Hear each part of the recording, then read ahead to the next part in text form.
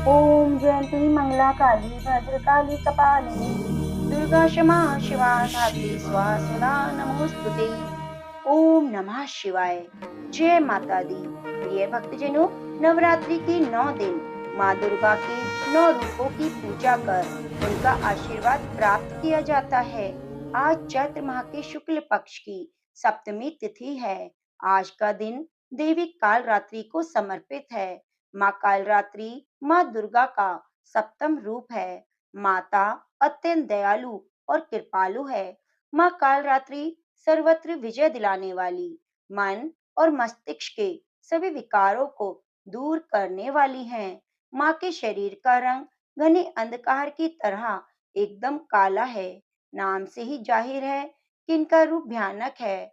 इनका रूप भले ही भयानक हो, लेकिन ये सदैव शुभ फल देने वाली माँ है, इसलिए इन्हें शुभंकरी भी कहा जाता है। इनसे भक्तों को किसी भी प्रकार से भयभीत और आतंकित होने की आवश्यकता नहीं। माँ के बाल बिखरे हुए हैं, गले में विद्युत की तरह चमकने वाली माला है। अंधकार स्थितियों का विनाश करने वाली शक्ति है कालरात्रि। काल से यही रक्षा करती हैं। अकाल मृत्यु से बचाने का कार्य कालरात्रि का है। माँ के 3 नेत्र हैं। ये तीनों नेत्र ब्रह्मांड के समान गोल हैं। इनकी सांसों से अग्नि निकलती है। ये गधे की सवारी करती हैं। ऊपर उठे हुए दाहिने हाथ की वर मुद्रा भक्तों को वर देती है। दाहिने की तरफ का नीचे वाला हाथ अभय मुद्रा में है। बाईं तरफ के ऊपर वाले हाथ में लोहे का कांटा और नीचे वाले हाथ में खड़ग है। माता के दर्शन से भक्त पुण्य के भागी होते हैं। काल रात्रि की उपासना करने से ब्रह्मांड की सारी सिद्धियों के दरवाजे खुलने लगते हैं और तमाम आसुरी शक्तियां उनके नाम के उच्चारण से ही भयभीत होकर दूर भागने लगती हैं। माँ कालरात्रि ग्रह बाधाओं को भी दूर करती है। अग्नि, जल, जंतु, शत्रु और रात्रि भय दूर हो जाते हैं। इनकी कृपा से भक्त हर तरह के भय से मुक्त हो जाता है। माँ कालरात्रि को गुड़ और हलवे का भोग लगाना चाहिए। इससे माँ अपने भक्तों की सभी कामनाओं को पूरा करती है। तो प्रिय भक्तजनों, आज के दिन माता की पूजा करने और कथा को श्रवण करने मात्र से माता रानी अपनी कृपा अपने भक्तों को शीघ्र ही देती है। तो प्रिय भक्तजनों, आज मैं आपको सुनाने जा रही हूँ माँ कालरात्रि की बड़ी ही दुर्लभ कथा। आप इन कथाओं को पूरे चित्त लगाकर श्रद्धा भाव से सुनिएगा। प्रिय भक्तजनों, एक समय दारुक नाम के पापी असुर ने ब्रह्मा जी की तपस्या करके उन्हें प्रसन्न कर लिया। ब्रह्मा जी से पाए वरदान के कारण दारुक अत्यंत बलशाली हो गया। वह देवताओं और ब्राह्मणों को परेशान करने लगा। वह उन पर अत्याचार करने लगा। धार्मिक अनुष्ठान यज्ञ बंद करवा दिए। वो स्वर्ग को चला गया। सभी देवता विचलित होकर ब्रह्मा जी और विष्णु जी के पास सहायता मांगने के लिए चले गए। ब्रह्मा जी ने बताया कि दारुक का नाश सिर्फ स्त्री के हाथ से हो सकता है। सभी बड़े बड़े देवता उससे युद्ध में हार चुके थे। अंत में निश्चित हुआ कि दारुक का वध भगवान शिव की पत्नी माँ पार्वती करेंगी। भगवान शिव ने अपना तीसरा नेत्र खोलकर भयानक और प्रचंड महाकाली को जन्म दिया। उनका शरीर काले रंग का था। माता काली के माथे पर तीसरा नेत्र और चंद्र रेखा थी। उनके हाथों में त्रिशूल और कई प्रकार के अस्त्र थे। महाकाली के प्रचंड रूप को देखकर सभी थर-थर कांपने लगे और वहां से भागने लगे। युद्ध में दारुक महाकाली से पराजित हुआ और इस तरह से उस दुष्ट का अंत हुआ। महाकाली के भयानक रूप से चारों तरफ अग्नि की भयानक लपटें उत्पन्न हो गई। महाकाली के क्रोध को भगवान शिव ही रोक सकते थे, इसलिए उन्होंने एक बालक का रूप लिया। भगवान शिव शमशान पहुंचे। वहां बालक के रूप में लेटकर रोने लगे। छोटे बालक को देखकर महाकाली का क्रोध शांत हो गया। उनके हृदय में ममता भावना जागृत हो गई। उन्होंने शिवजी रूपी छोटे बालक को उठाया और अपने स्तनों से दूध पिलाने लगी। इसलिए कहते हैं शिवा धात्री। इस प्रकार से शिव जी ने उनके क्रोध को भी पी लिया। इस प्रकार महाकाली का भयानक और प्रचंड क्रोध शांत हुआ। इसके बाद महाकाली मूर्छित हो गई। उन्हें होश में लाने के लिए भगवान शिव ने तांडव नृत्य किया। होश में आने पर पुनः माँ पार्वती के रूप में आ चुकी थी। माँ पार्वती भगवान शिव का नृत्य देखकर नृत्य करने लगी, जिसके कारण उन्हें योगिनी के नाम से पुकारा जाता है। तो एक बार प्रेम से बोलिए, जय माँ काली, जय माँ अंबिका, ओम नमः शिवाय। महिषासुर, धूम्र विलोचन, शुंभ निशुंभ, ये सभी दैत्य हैं जिनकी वध के लिए माँ दुर्गा ने अलग अलग अवतार लिए। इन सभी दैत्यों में रक्त बीज सबसे बलशाली दैत्य था, जिसका वध करना देवताओं के लिए आसान नहीं था। दुर्गा सप्तशती के 8वें अध्याय और मार्कंडे पुराण में रक्त बीज के बारे में विस्तार पूर्वक वर्णन मिलता है। देवता भी रक्त बीज का वध नहीं कर पा रहे थे। रक्त बीज के जहां भी रक्त की बूंदें गिरती, वहां एक असुर पैदा हो जाता। रक्त बीज ने अपने कठोर तप से शिव जी को प्रसन्न कर उनसे वरदान प्राप्त किया। जहां जहां उसके रक्त की बूंदें गिरेंगी, उससे उसी तरह का एक नया रक्त बीज पैदा हो जाएगा। इसलिए युद्ध में जब भी देवता उस पर प्रहार करते, उसके रक्त की बूंदों से नई रक्त बीज दैत्य का जन्म हो जाता। इसलिए सभी देवता मिलकर भी उसका अंत नहीं कर सके और धीरे धीरे रक्त बीज का दुराचार बढ़ने लगा। प्रिय भक्तजनों, रक्त बीज के माता पिता महर्षि कश्यप और दिति हैं। महर्षि कश्यप और दिति के गर्भ से रक्त बीज का जन्म हुआ था। रक्त बीज पूर्व जन्म में असुर सम्राट रंभ था। एक बार सम्राट रंभ तपस्या में लीन था, तभी इंद्र ने उसे छल पूर्वक मार दिया।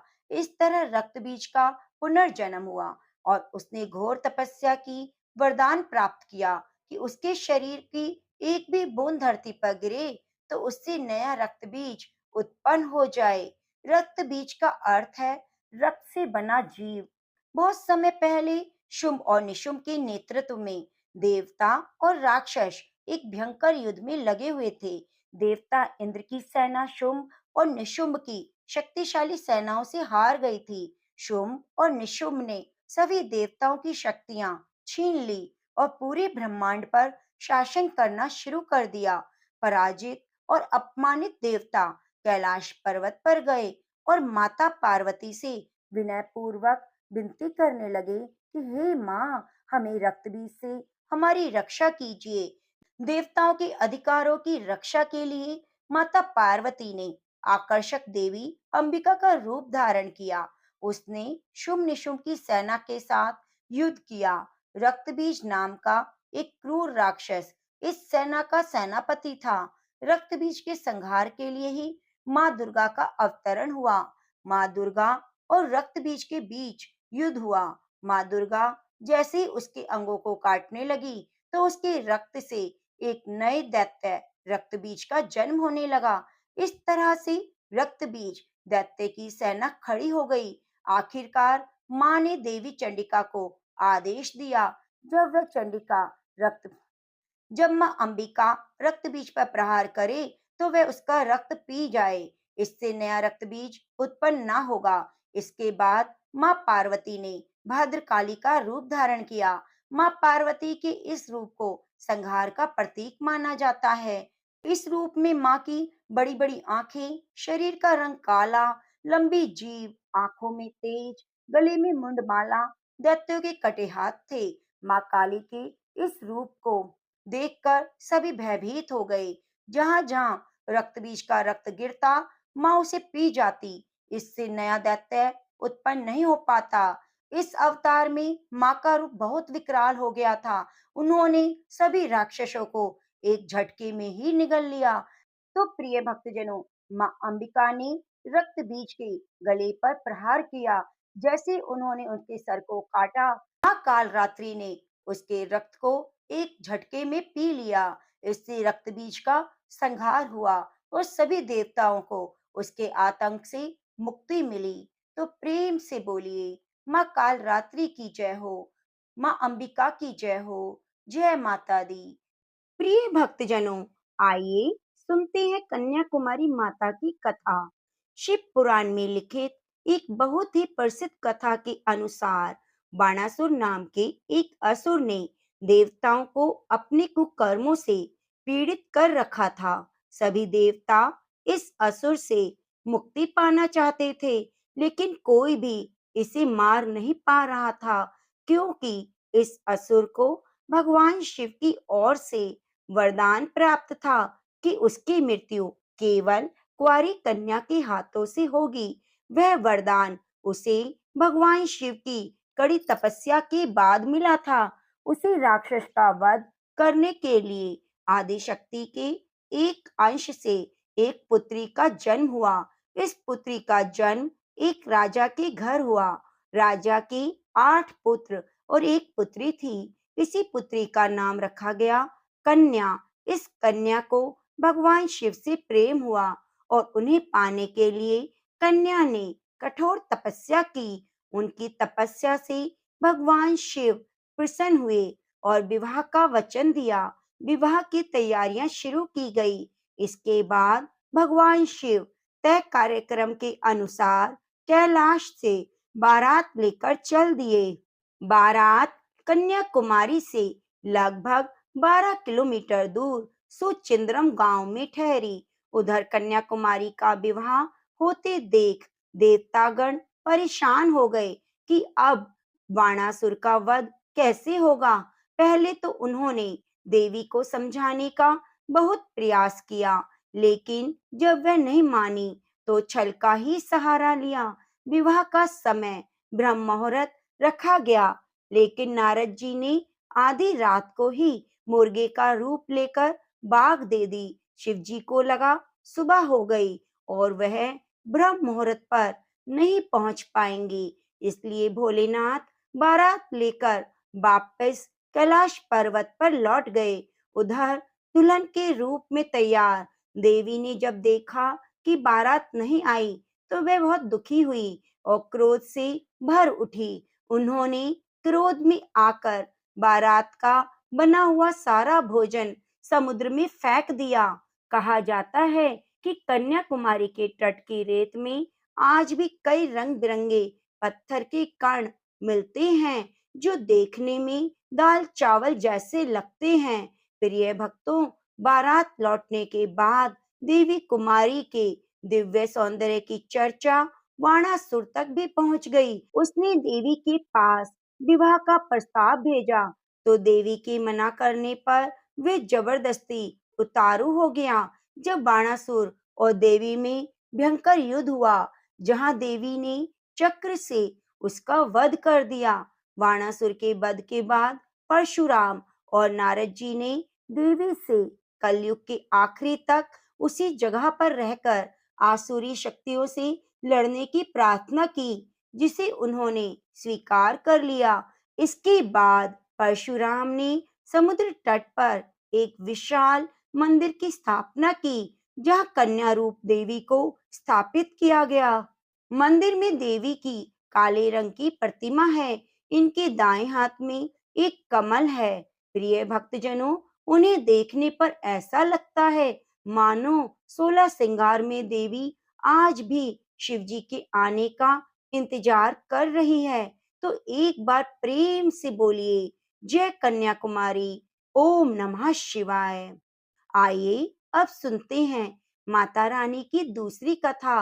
माँ दुर्गा को शेरावाली के नाम से पुकारने के पीछे एक कथा प्रचलित है। इस कथा के अनुसार भगवान शिव को अपने पति रूप में पाने के लिए माता पार्वती ने हजारों वर्षों तक तपस्या की। इस तपस्या का तेज इतना अधिक था कि पार्वती माता का रंग गोरे से सांवला पड़ गया, लेकिन तपस्या सफल हुई और मां पार्वती को भगवान शिव पति के रूप में प्राप्त हुए।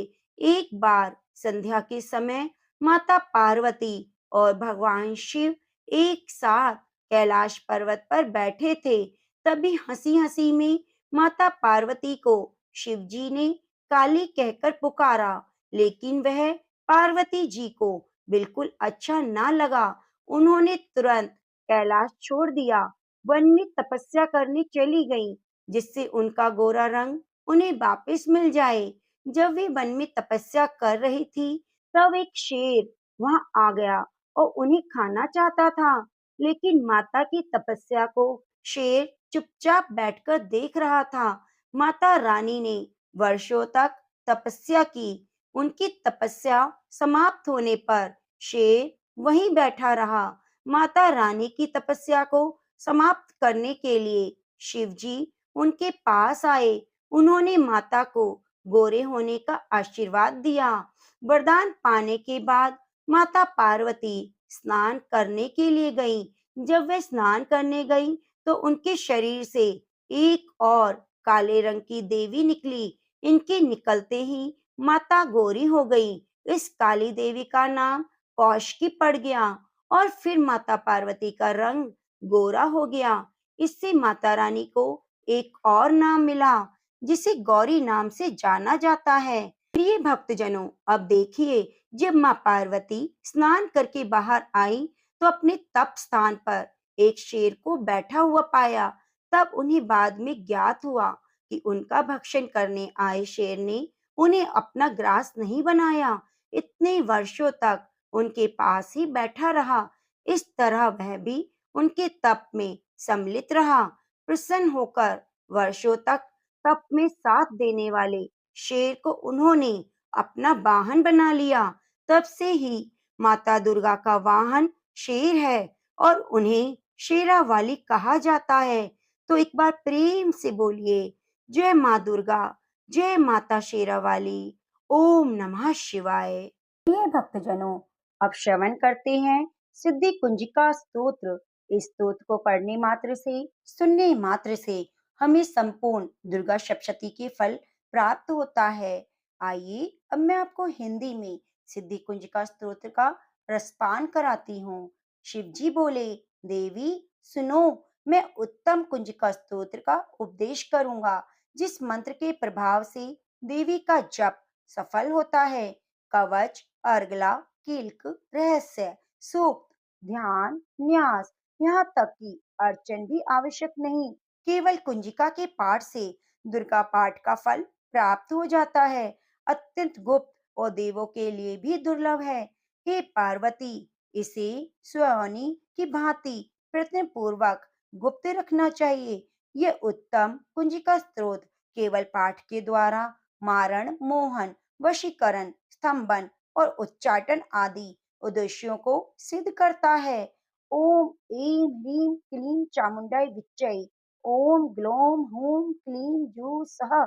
ज्वालय ज्वालय ज्वल ज्वल प्रज्वल प्रज्वल। ऐं ह्रीं क्लीं चामुंडाय विच्चै ज्वल हम शम लम फट स्वाहा। मंत्र में आए बीजों का अर्थ जानना न संभव है, न आवश्यक है, न ही वांछनीय है।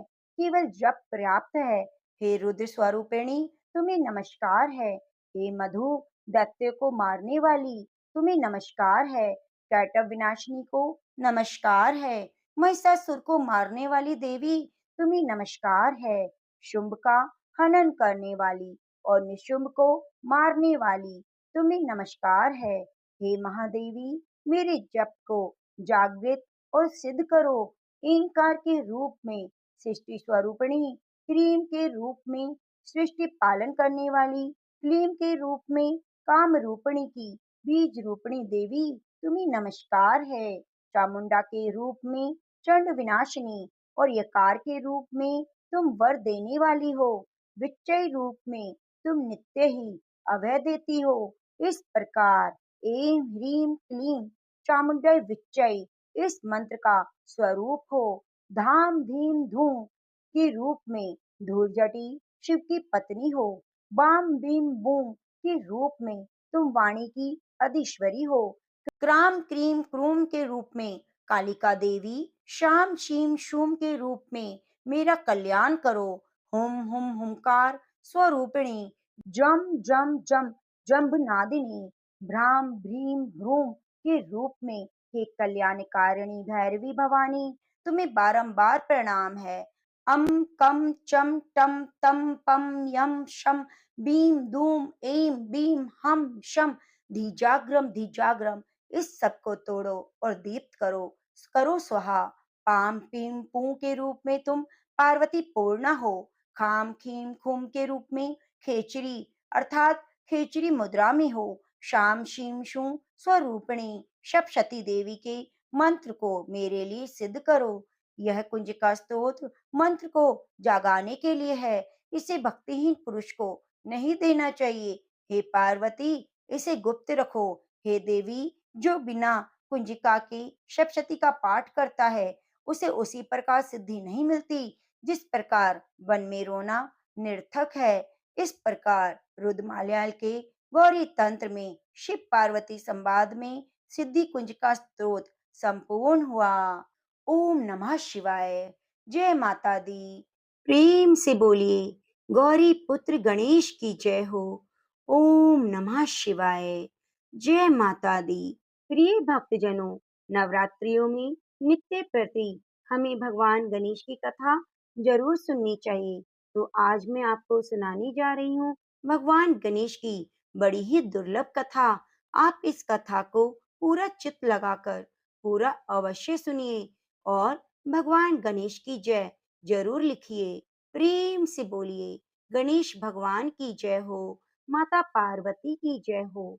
एक समय की बात है, एक गांव में एक सास बहू रहती थी। सास अपनी बहू को खाना नहीं देती। बहू रोज नदी पर पानी लेने जाती। जाते समय घर से आटा ले जाती, नदी से पानी लाती, पंसारी की दुकान से गुड़ और घी खरीद लेती और शमशान पर चिता पर रोटियां सेकती। रोटी चूड़कर घी को डालकर चूरमा बनाती। पास में गणेश भगवान का मंदिर था, वह मंदिर में भोग लगा देती और फिर खुद खा लेती। ऐसा करते करते काफी दिन हो गए।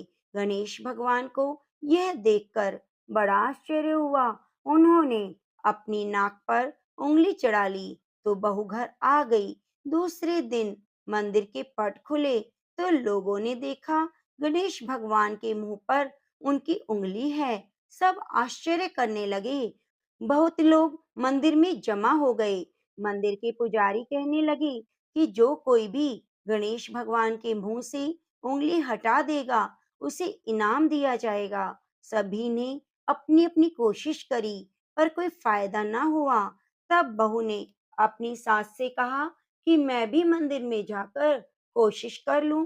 तब सास ने कहा, इतने बड़े बड़े लोग नहीं कर पा रहे, तुम क्या करोगी? पर बहू ने कहा, मुझे एक बार जाने दीजिए। सास मान गई। सारे गांव वाले एकत्रित थे।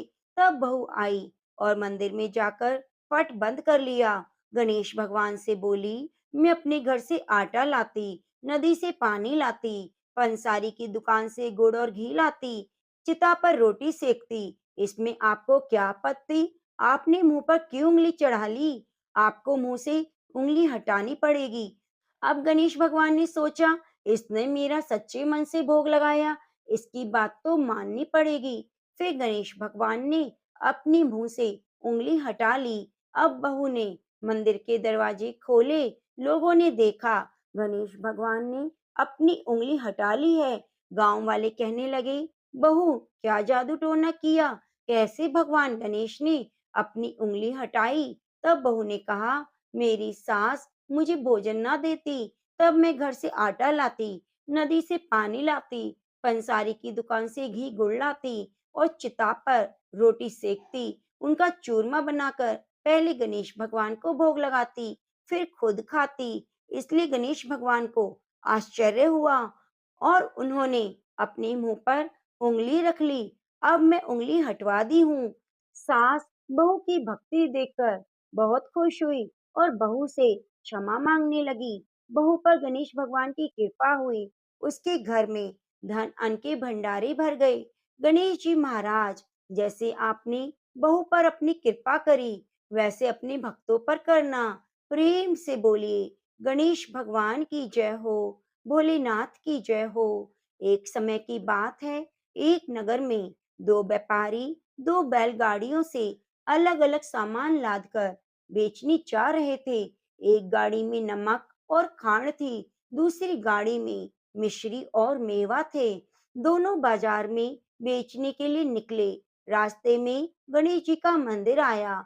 उस समय गणेश उत्सव चल रहा था। दोनों ने अपनी बैलगाड़ी से ही गणेश जी को सिर झुकाया। गणेश भगवान तो नटखट हैं, कब किसी से अपनी कृपा दे या कब कौन से भक्त को परखने लगे, पता नहीं फिर क्या होता है। गणेश जी ने एक बालक का रूप धारण किया। मेवे मिश्री वाली गाड़ी से पूछा, तेरी गाड़ी में क्या है, थोड़ा मुझे भी खिला दो। गाड़ी वाले ने कहा, मेरी गाड़ी में तो नमक और खांड है। गणेश जी ने कहा, ठीक है। फिर दूसरी गाड़ी वाले से कहा, तुम्हारी गाड़ी में क्या है, थोड़ा खिला दो। उसने मजाक में कह दिया, मेरी गाड़ी में तो मेवा और मिश्री है, आकर खा लो। गणेश जी ने कहा, जिसकी जैसी इच्छा वैसी मनसा। गणेश जी गाड़ी पर चढ़ गए, मेवा मिश्री निकालकर खाने लगे। गाड़ी वाले ने देखा, मेरी गाड़ी में तो नमक और खांड था, ये मेवा मिश्री कहाँ से आ गए। उसने नीचे उतरकर चेक किया तो देखा पूरी गाड़ी मेवा मिश्री से भरी है। दूसरी गाड़ी में जिसमें मेवा मिश्री थे, उसमें नमक और खांड है। दोनों समझ गए कि ये भगवान गणेश की लीला है, झूठ बोलने का फल उन्हें मिला है। दोनों ने बाल रूप गणेश के पैर पकड़ लिए और क्षमा मांगने लगे। फिर दोनों ने कहा, हमारा माल वापस कर दीजिए। फिर गणेश भगवान जिसका जैसा था वैसा कर दिया। दोनों खुशी खुशी वापिस आ गए। दोनों को ही गणेश भगवान की कृपा प्राप्त हो गई। गणेश जी की कृपा से उनका घर अन्न धन से भर गया। गणेश जी महाराज, जैसे आपने उन दोनों पर कृपा करी, वैसे अपने भक्तों पर करना। प्रेम से बोलिए, गणेश भगवान की जय हो, माँ पार्वती की जय हो। ओम नमः शिवाय। प्रिय भक्तजनों, आप हमारे चैनल को सब्सक्राइब करके बगल में बनी घंटी को दबाना ना भूलें और कमेंट बॉक्स में गणेश भगवान की जय जरूर लिखिए। मिलते हैं अगली कथा कहानियों के साथ। तब तक के लिए नमस्कार।